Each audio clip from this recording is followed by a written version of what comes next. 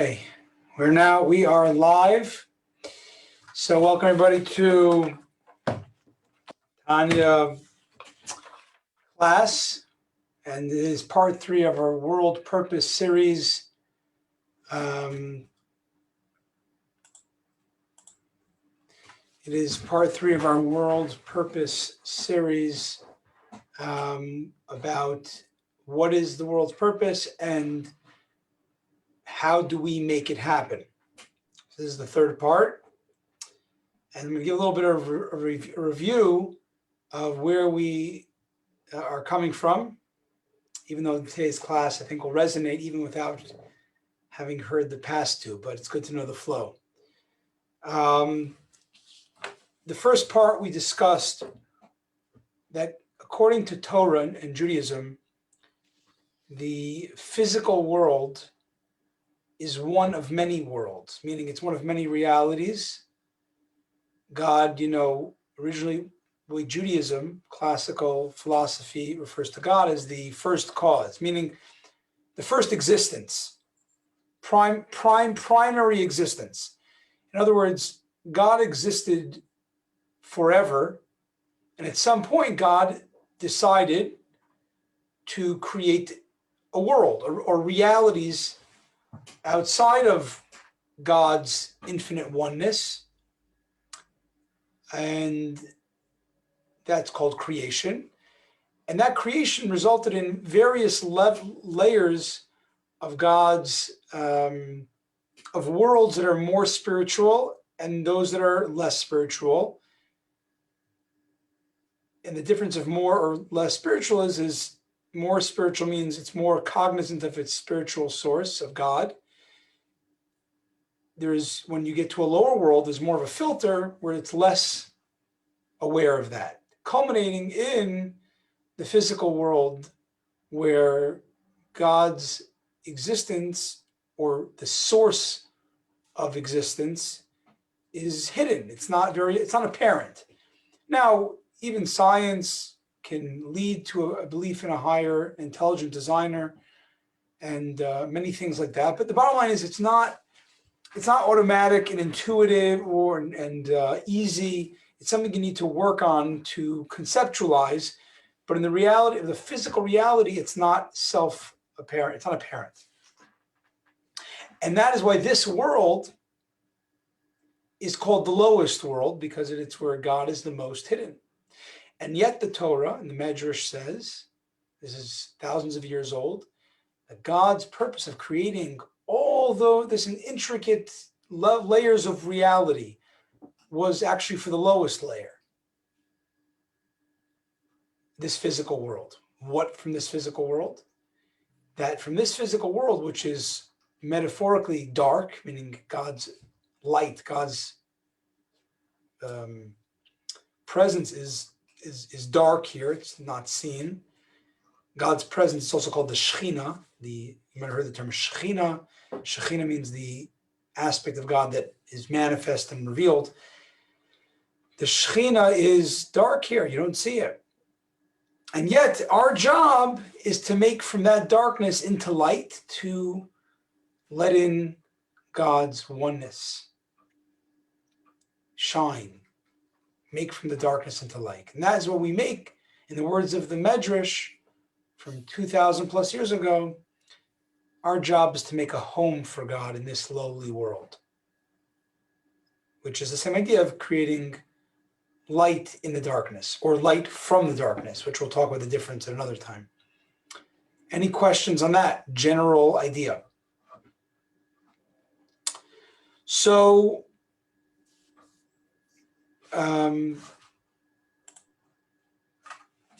just moving along,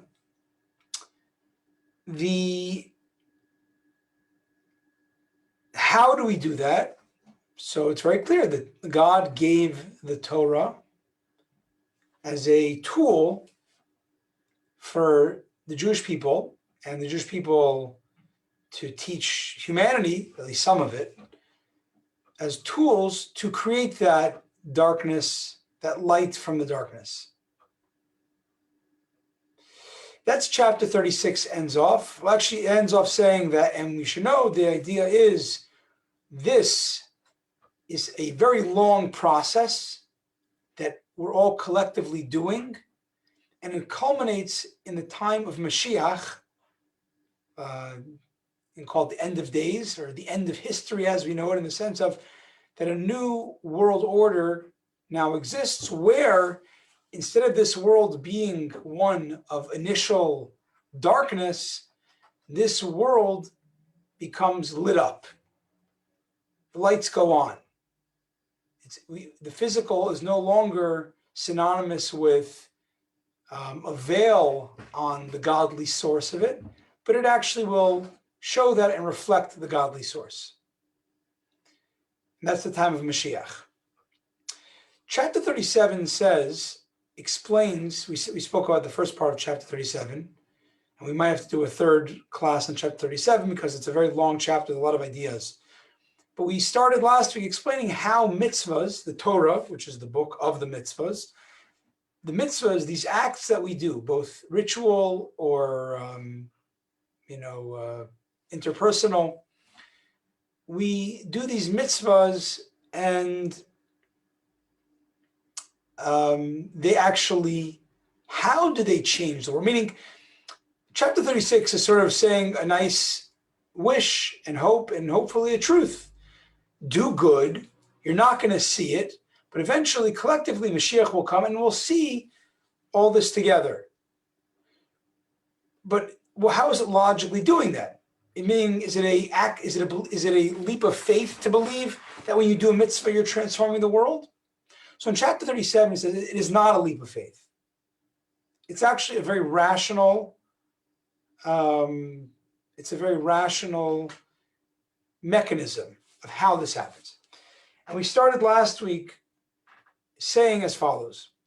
There is a famous line from the Mishnah, the Talmudic teachings, ethics of the fathers, that the reward of a mitzvah is a mitzvah. It's a very famous line, schar mitzvah. Mitzvah, it's a famous Jewish song, contemporary song. Schar mitzvah mitzvah, that the reward of the mitzvah is a mitzvah. Classically, the way the commentaries explain,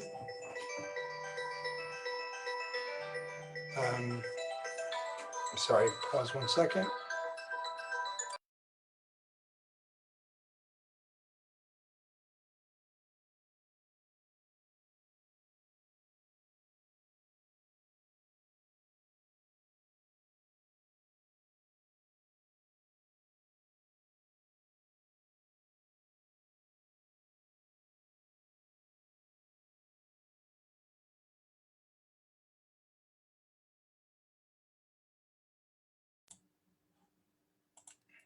Okay, we're back after that message from our sponsors. So moving along, the way that's classically explained is that you know what the reward of a good deed is? That God will make it you able to have the opportunity to do another good deed. That sounds very nice and altruistic, and that's typically the way it's been explained.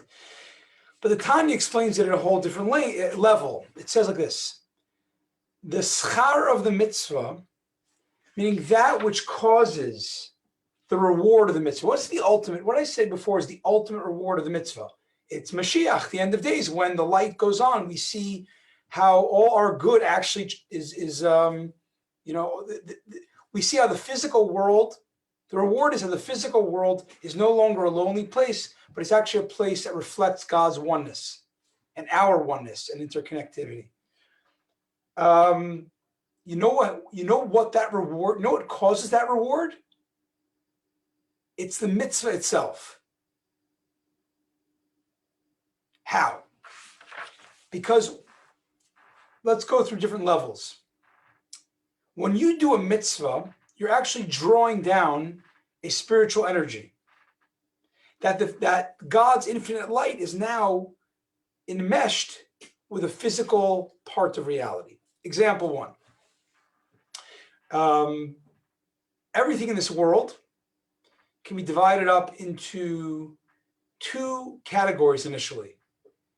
One is things that are forbidden to a Jew, or some things are forbidden to everybody.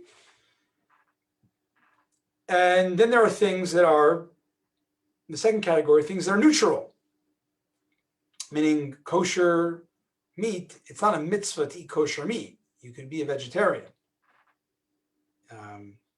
Contrary to what your grandmother told you, you don't have to eat chopped liver or gefilte fish, These things are neutral, they're permissible. But when, and what does it mean spiritually? We spoke last week that they're permissible, is that although everything comes from God, everything in reality comes through one more layer before it is into existence, that God also controls and creates. But what's that filter that comes through? So the filter is either, it's called a filter, or a shell is called klipa. It's either called klipas noga, neutral shell, meaning a filter that just takes God's holiness and makes it into something mundane, albeit permissible, or it takes something that is God's, everything comes from God's spark, and it puts it through a filter, which is called God's, this klipa, the three impure klipas, meaning a forbidden layer. And therefore, when it comes to reality, it exists, but it's forbidden to people. But let's talk about permissible things, right? When you do something, you engage in something permissible, and you do it in the right way, meaning either it's food to have energy to do a good life, mitzvahs, or you're going to actually use this thing.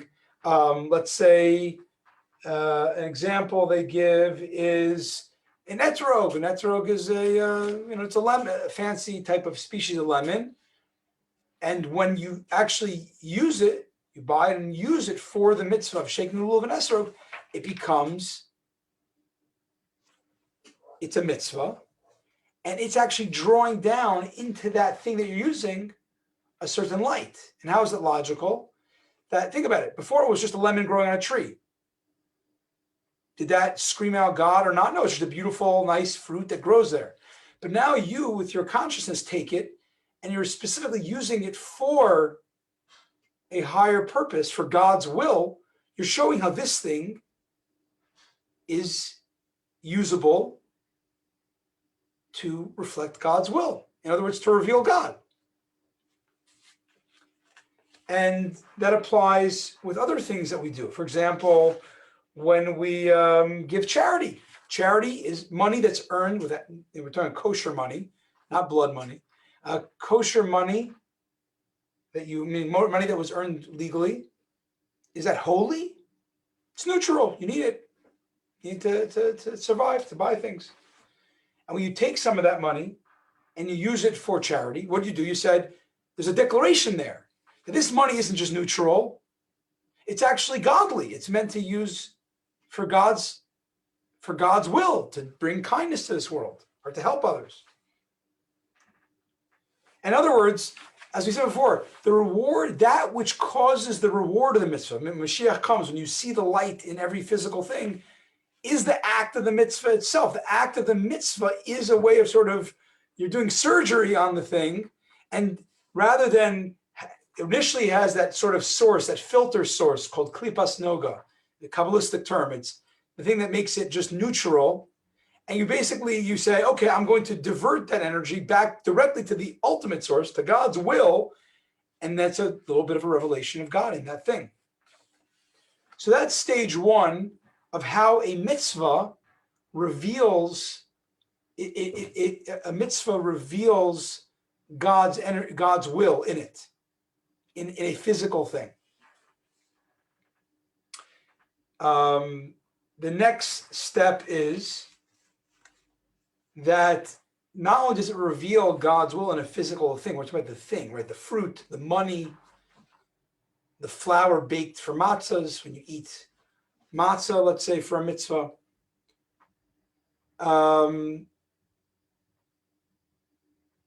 There's another aspect here, stage two, is that you, the person, are also a physical thing, right? You're a soul in a physical body. And the physical body is the one giving the money to the charity, or it's shaking the lulav. And every time you do an activity, you're expending energy. Now that energy of your body, or we call the animal soul, it is now also, although initially your body and its life force, the animal soul, is initially also, it comes into existence through the veil, the filter of klipas noga, the neutralizing, mundaning force.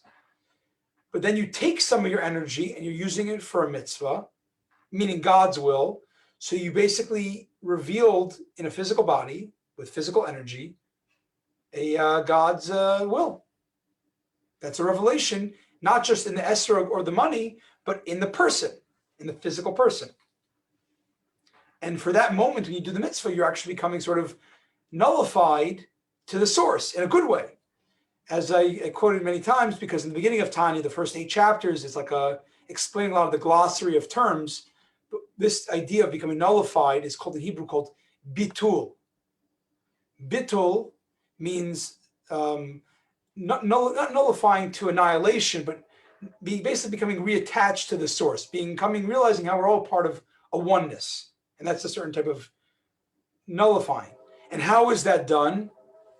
Through the person engaging in an act of bittul, of a mitzvah, which a mitzvah is, you're making something, you're either yourself, your energy, or the thing you're dealing with, a tool for God, as the play on words.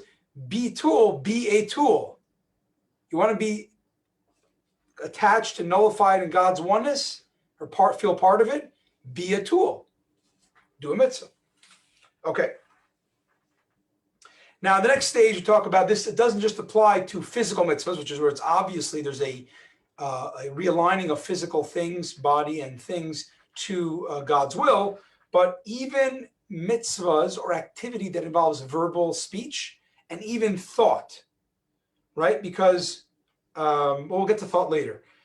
Even mitzvahs like prayer or saying the Shema or studying Torah, how's our physical transformation? Maybe seemingly it's all more spiritual. It's your thought. It's more internal. And the answer is that when you do these mitzvahs, you have to actually verbalize them. It's interesting. People don't realize a lot of times when you pray, you're supposed to verbalize your prayer. And if you say the Birchat Hamazon after eating, the grace after meals, you have to say it. If you don't say it, you're not considered having done the mitzvah. What do you mean? I focused, I thought, I meditated. You got to speak it, even quietly, because there's got to be a little bit of physical. Isn't that interesting? Even acts that are prayer, people do meditation and other things.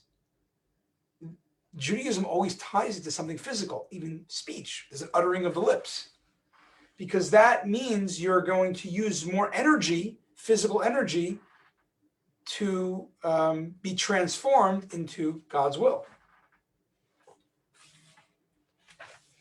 And it's an idea where, when we pray or we study, the more you speak it, the more you remember it. Even, even they say as remembering, Dale Carnegie in one of his books, I remember reading a long time ago, he quoted Abraham Lincoln, that his partner,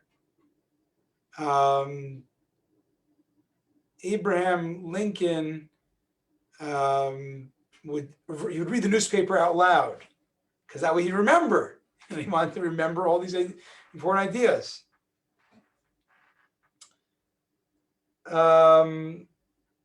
But spiritually, it's because, remember, everything, this world goes through the veil of klipa. Everything, the way it is there's a certain filter or a veil of obscuring God's presence. And if you study Torah just with your mind, the body is still a little bit resistant. I mean, it's again, the body is through a filter that blocks out a little bit of God's presence. And the thought, which is more soulful, might be connecting to the Torah, but the body's still in its klipa stage. So when you speak it, you're actually nullifying the barrier, and therefore you remember it better. So that's a spiritual explanation of why you'd remember Torah better when you speak it. And even better when you speak it over to another person, because that becomes even more concretized. Another person's receiving it. Okay. Rabbi? Yes. Question? I just had a thought. I had a thought. Being that I'm a speech therapist and I learned a lot about sound waves, and it's very fascinating that like radio waves, you can't see them, but they're there. Right. Sound waves are there all the time. So it's an amazing thing that when we're speaking, we're emanating the sound wave that in a spiritual sense, it's doing something somewhere. That I totally believe that. And Yeah, that's a great, I'm sorry, that's a great point. Yeah, it really is something. Like even like on a molecular level of everything in creation, it has an energy force that we can't see, but it's there. Just because we can't see it doesn't mean it's not there. So like when we're davening and you know, we're saying bracha or whatever the story is, it really is transforming energy. It's going somewhere, and hopefully one day you'll be able to see it somehow, right? I mean, right, absolutely. Yeah, that's I think that helps. You know, you think you're actually bringing that up because there's a lot of things in science that science discovered that the more we look at them, they become actually help us get closer to God. Because if you would have told someone 1,000 years ago that when you speak, there's like waves happening, like, you're crazy. Right. But now science proved that there's a whole reality that we don't see. It exists physically, but it's a very microscopic level, and it exists. And that helps us stretch our mind. We can appreciate, you know what, maybe there's even something a little beyond the invisible, the microscopic level. Maybe there's, so that's a great example. Yeah. Okay, so now we're going to go to yet another point. So till now, we explained how, okay, you got to transform the world. Okay. And particularly the Jewish people are at the forefront of this. They were given the prime mission to lead the world in this way, which is why the Jews got 613 mitzvahs, which is a much more all-encompassing lifestyle. But we have to go transform things. So we use things for mitzvahs, but he points out the next thing is that not only mitzvah things, but even things that when you do a mitzvah, think about it. What was just transformed? Okay, we spoke about the body, the thing you used, the energy of the body, but there's also something else. You are only existing because you eat food and drink, and you breathe air and exercise, whatever. So all the things that help the body get nourished to continue to be alive, that is what got you to this place where you're able to do the mitzvah. So you, by doing a mitzvah, you're not just elevating that moment, you're elevating all the moments and all the food and drink you had before that time. And that's a lot more. The point is that's a bigger circle of what you're bringing along in that one mitzvah. Okay, and through this, and through us doing, elevating our bodies, again, the Kabbalist term is called the klipas noga, the neutralizing force that allows physical existence to block out God. But you're breaking that barrier. So you break that barrier. You break that barrier, and you're bringing the energy back. And you're bringing the food you had along with it. And then it talks. Now it gets Okay, but let's talk about this. Has to transform not just you or me or all of us here, but it has to transform the entire globe. Now, how is that going to happen? So this is where we're going to talk about an idea. In the Torah, it talks about 600,000 Jews at the time. It was actually men of army age, but 600,000 is like a number. And it's spoken in Kabbalah, in mysticism, and that reflects there's 600,000 souls or root souls. Meaning every soul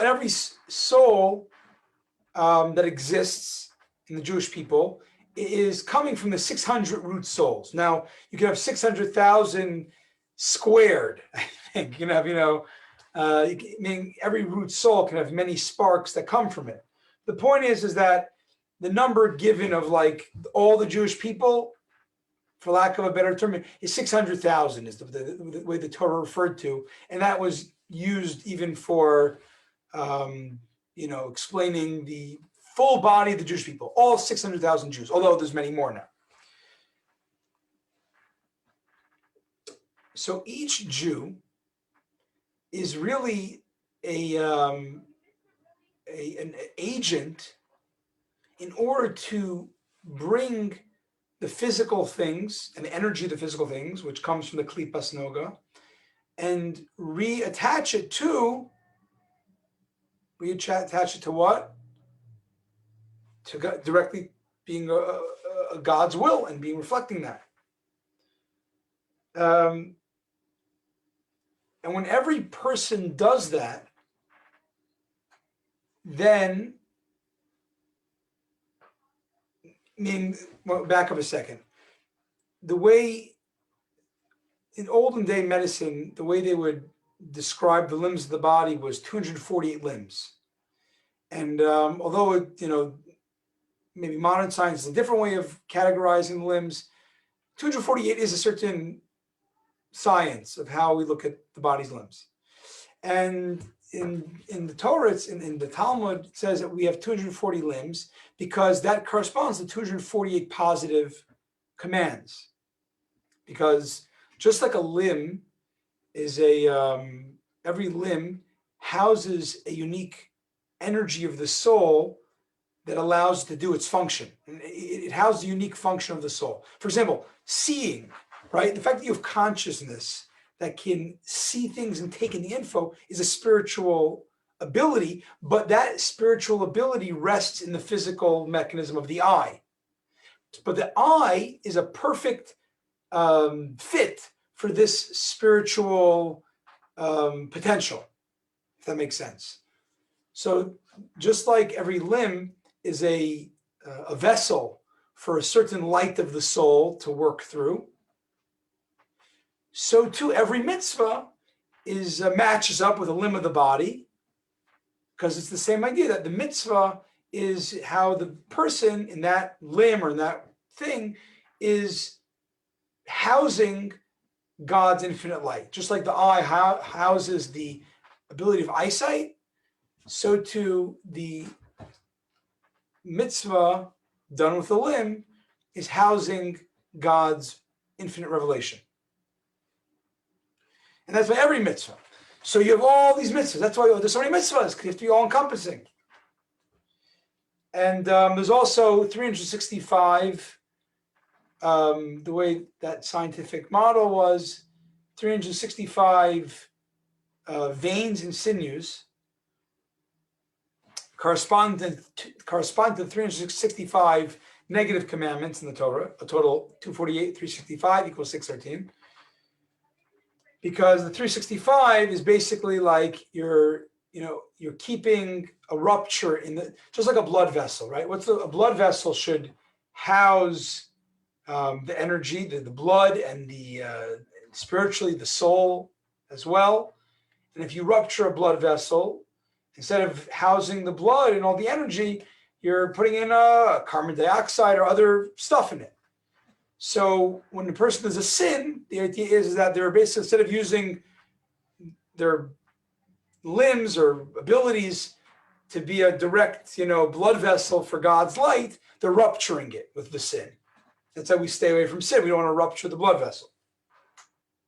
So when we do all the mitzvahs, and there's a lot of mitzvahs, we do all of them. That's it. We're basically becoming like the patriarchs. It says they were like a chariot for God. They were just like a chariot that did God's will.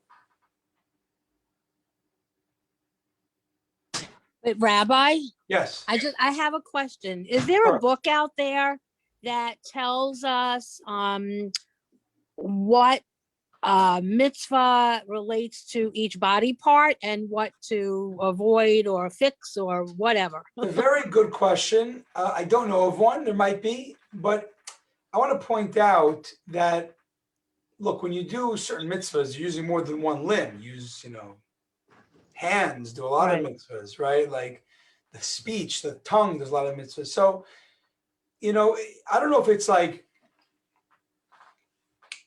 generally, we don't know maybe to the T. I'm not positive. I don't know if we know it to the T.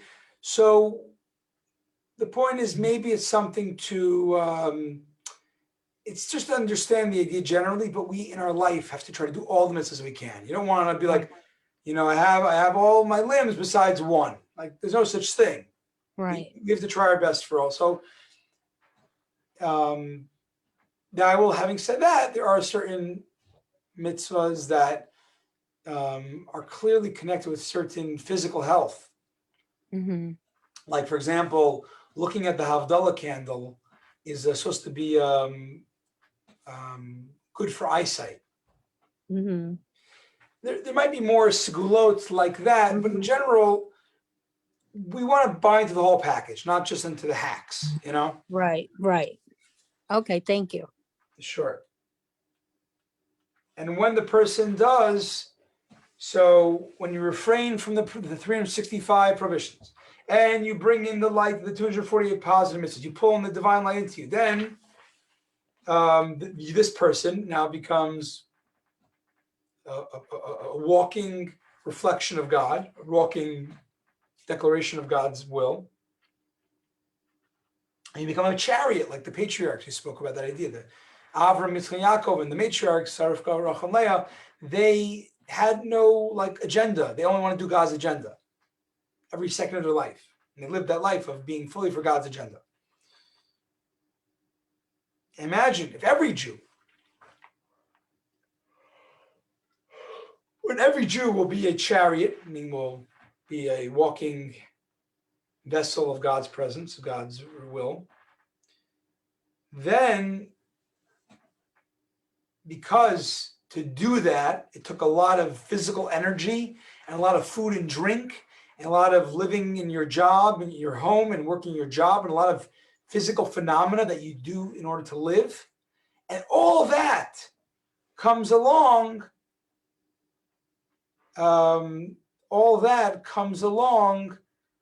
to reflect God's presence. Every Jew has to do that. Every Jew does it, then that's Mashiach. That's God. You just see it, meaning it becomes something that stops being hard to do and becomes the new world order, where it becomes obvious to do. Which it says in the Messianic era that all glory will be revealed and all flesh will see together. And God will shine forth over his majesty of the entire world, and we'll know there's none other besides him. And as a direct result of this fundamental changing of the veil of klipas noga, the thing that makes the world feel apart from a source, then not only that, what it does is it also, all the bad that exists, which really is just temporary bad, evaporates and everything becomes under the realm of holiness. I want to just point out, okay.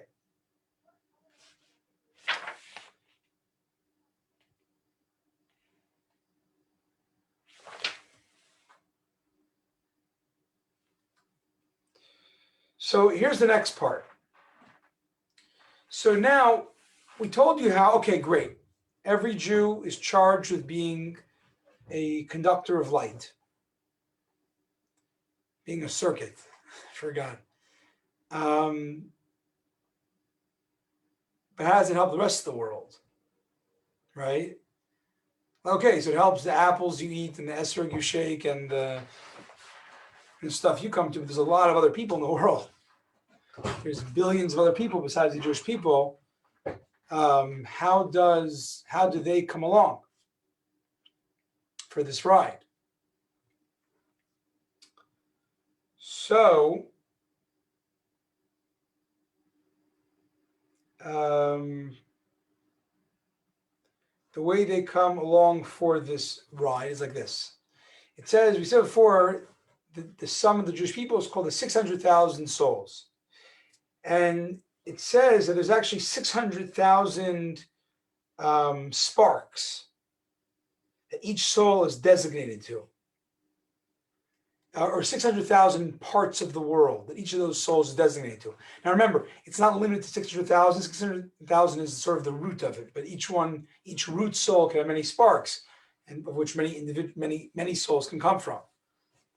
So we're talking billions, millions of souls.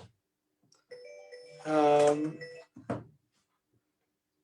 each individual soul is matched up with a place that it's meant to refine, to bring with it. And the elevation of that portion of the world to which the soul is designated is dependent on that energy, on that soul's elevation to God. Meaning, if that soul will make its body a conductor of God's will, and all the food that comes along with it and all that, then everything of that area comes along with it. Meaning the Jew isn't just living in a vacuum. The Jew gets out in the world and deals with people and talks to people and does business with people and eats and gets food and buys from the supermarket and all this thing. But the idea is that the Jewish person is meant to be a conductor of utilizing all the things in that area of the world for God's presence, for revealing God's presence. And that stuff called the supporting cast, they come along as well, because they're there to be the supporting cast of the lead actor, the Jew, bringing in God's presence in a very obvious way. And this is an important part, that why did the soul come into the world? Some people think the soul came for bliss, to reach a certain, you can aim for, the soul can become, reach a certain meditative bliss with God. But the truth is, the soul exists before the body, and it comes, in heaven, the soul is pristine. Comes in the body, it's very limited. It's much more limited of how much you can feel and connect to God. And obviously the soul, the way you're in the body, is obviously not nearly as spiritual and godly as the soul is out of the body. So why is the soul coming here? The answer is obviously the soul is here on a mission to transform its body and the body's surroundings or portion of the world that it's assigned to, in order to transform it through its free choice of making from the dark into light, bringing it back reoriented with God's will and revealing God and making the world ready for God's revelation in this world, where oneness and harmony become the norm. And it's the fix over here to fix the body and the animal soul, and the area around us. So that explains to you. I just want to point out something, is that today we live in such a globalized economy that it's even more understood, right? It's more understood that we don't live in a vacuum. Everything we get in the supermarket is coming from all over the world. If everyone wants to take a look at their shirts, see where it's made, in Indonesia, in China, in Vietnam, Meaning today, everything you're using and that I'm using, and we're all using, is interconnected to every part of the world. Meaning, when the Alter Rebbe, Rabbi Shlomo Zalman, wrote this in the 19th century, it took more spiritual faith to believe how everything's interconnected, right? You have to believe it. But now with the advent of the modern economy, it's obvious how everything is interconnected. You could be doing something here and you're utilizing stuff from all over the world and using it for a mitzvah life, and thereby helping that part of the world or parts of the world become more elevated to a godly purpose in a revealed way. Just like Hannah said before, that sound waves is an incredible parable explaining, we spoke before that when you speak, you're creating sound, you're creating a transformation. Science and the modern world helps understand how everything is interconnected, and every person today even more so. Today, one person with with a Twitter post can cause havoc in the world, can upend the economy, or can turn over the stock market.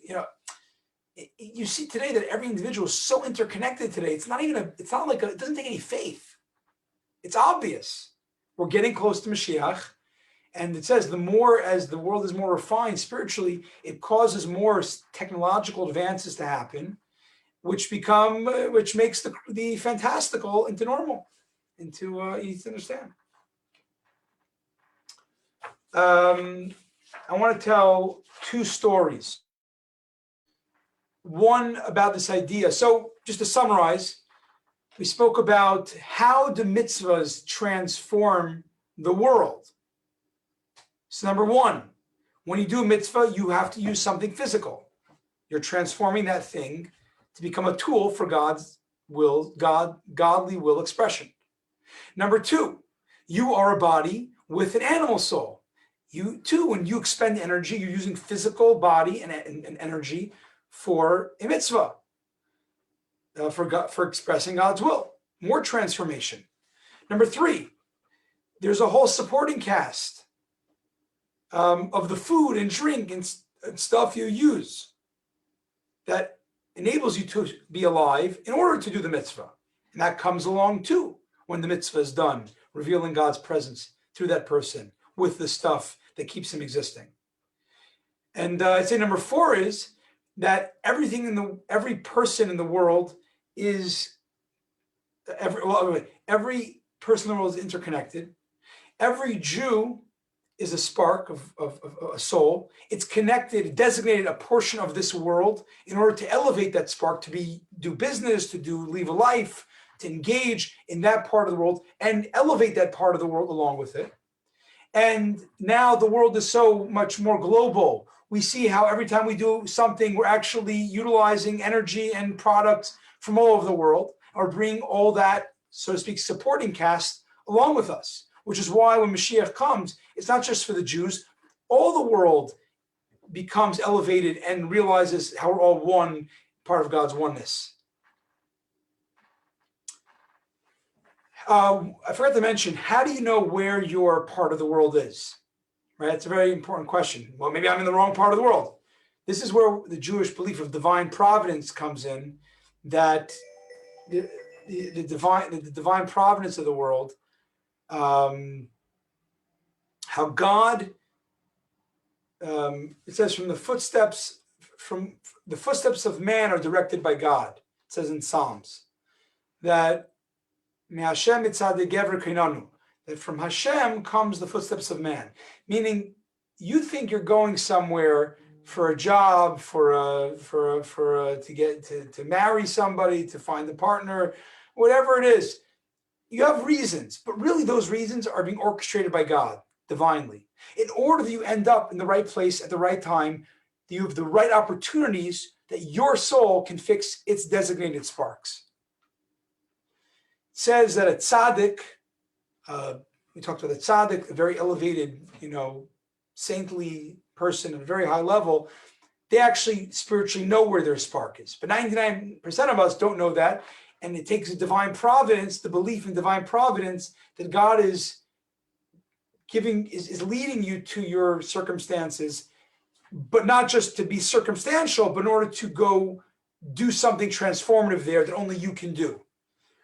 A story that shows this is that one time,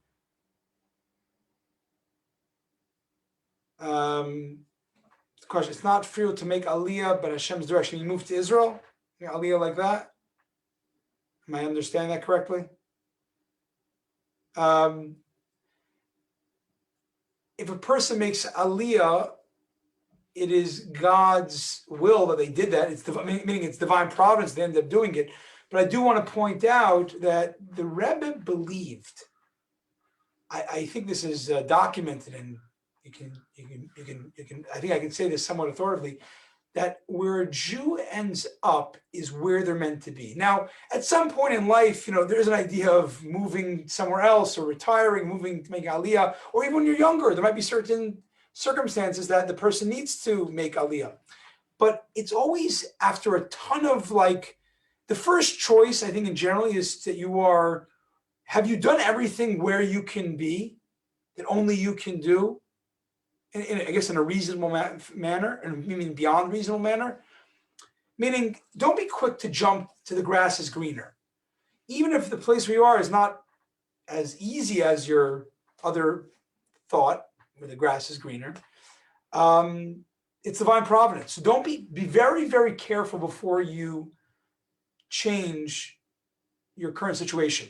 I can tell you two personal situations. My parents, they became religious after they were married, and they lived in a very not Jewish part of New Jersey, Mountain Lakes, New Jersey. And they wanted to move to a place where there's a shul, a community. There was nothing where they lived at all. A very not Jewish or assimilated place. And the Rebbe wrote them a letter that even though, it might seem better there, you should stay where you are. And it was crazy because they just had barely become religious, and yet they were told to stay. So I believe the Rebbe very much ideally believed in divine providence, of really trying to make the most of where you end up, or I guess there's some gray area there before you jump at the next thing. So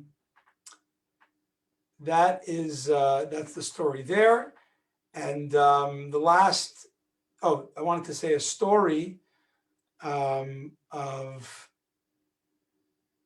the Chabad women in the 60s or 70s. They had a convention in Detroit, Michigan. So women from all over New York, and they flew to Michigan to have this sort of Chabad women conference.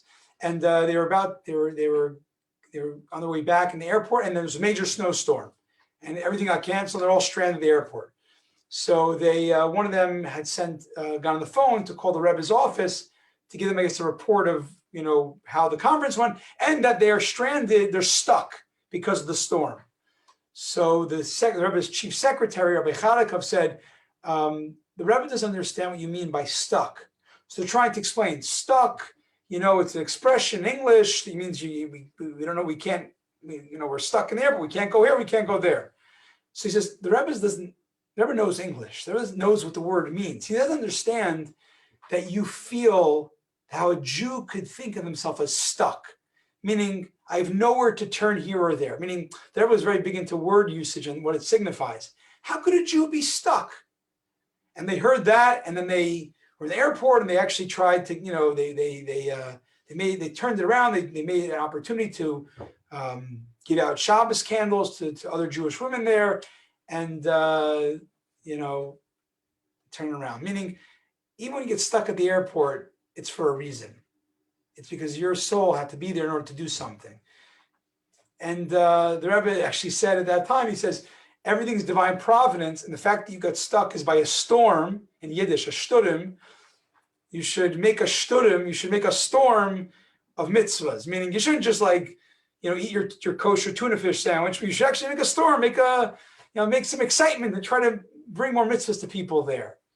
So, that sort of explains to us that Jews never stuck. We're all where we have to be in order that we can individually do our part of reconnecting or harnessing things into us, our stuff, our food, our life, our job, all our acquaintances, our supporting cast, to become a vessel for God's presence. And when everybody will do that, when all of us will take our mission seriously as much as we can, we do the most we can do, then that's it. God does the rest. And that becomes the new world order of Mashiach, when we see how everything is reflective of that energy. Wishing you all a good Shabbos. And we might do a bonus class next week to finish up a couple of connected ideas at chapter 37. That is the main point of chapter 37. This is a great class. Thank you, Rabbi. All the best. Be well. Good Shabbos.